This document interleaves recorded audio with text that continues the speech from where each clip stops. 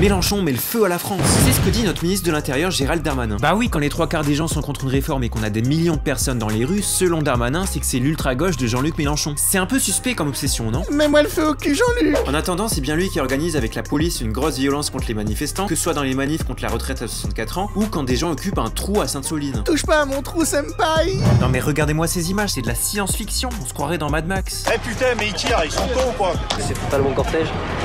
Visiblement, ça lui paraissait un peu plus un problème quand c'était la manif pour tous qui se faisait gazer. Oh, comme c'est bizarre! Et il y a vraiment que les médias français pour trouver ça normal. Parce qu'au niveau international et pour les associations, on commence à parler de glissement autoritaire et d'escalade de la répression. Et c'est vrai que Darmanin, de par ses agissements et ses propos, il incarne vraiment la dérive fascisante du gouvernement Macron. Toute critique est du terrorisme ou de l'extrémisme. Le terrorisme intellectuel de l'extrême gauche. Mais qu'est-ce que c'est que ces conneries, putain? Après, c'est pas si surprenant venant de quelqu'un qui a déjà dit à Marine Le Pen qu'elle était trop molle sur la question de l'islam. D'ailleurs, en parlant des fachos, chez eux, c'est un peu le concours à qui sucera plus les flics que Darmanin. Il n'y aurait pas eu Sainte-Soline avec vous. Il n'y aurait pas eu Sainte-Soline avec nous parce que les milices d'ultra-gauche auraient été dissoutes. Donc il faut dissoudre les milices d'ultra-gauche, soutenir les policiers qui sont en première ligne. Et ces milices d'extrême gauche, Jordan, elles sont avec nous dans la pièce en ce moment? Tu vas en manif toi, Jordan? Est-ce que t'as une idée de quoi tu parles? Et oui, le RN là, ils sont complètement le cul entre deux chaises à s'opposer à la réforme tout en étant contre les syndicats, les manifs et les grèves. Bref, ils servent à rien et vivement que la page des retraites se tourne pour qu'on puisse enfin reparler d'immigration parce que là, c'est eux qui rament comme des migrants. Et c'est pour ça qu'on assiste vraiment à un glissement vers l'extrême droite parce que Darmanin, il a quand même annoncé récemment vouloir dissoudre le mouvement écologiste des soulèvements de la Terre. Et il a même menacé de couper les subventions données par l'État à la Ligue des droits de l'homme. Vous parlez de la Ligue des droits de l'homme, je connais pas les subventions données par l'État, mais effectivement je pense que ça mérite d'être regardé dans le cadre des actions qu'ils ont pu mener. Non mais vous vous rendez compte où on en est? La seule fois de l'histoire où la LDH a perdu ses subventions, c'était sous Pétain, bordel. En tout cas, on vit actuellement un moment charnière où la prophétie de leur nom n'a jamais été aussi proche de se réaliser. Je suis prêt à parier que